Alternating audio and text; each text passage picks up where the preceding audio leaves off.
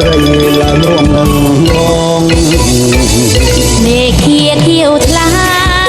ងើយយិនដាច់មកក្រអូបស្រូវទុំមកងើយស្រូវច្រើនកន្លងស្រុកភូមិអើងកងស្គររំពងចង្វាក់រំពងសូមប្រថមយំកំសាយកូនពេលអូនឡើងរ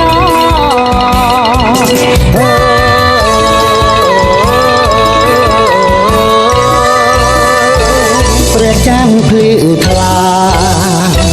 បង្ហាញហាត់ហាតូចតន់ស័ក្តិសមអត់បីសប្បាយថ្ងៃថ្មីរិសាស្នេហាភក្តីដោយក្តីស្មងស្មំអូ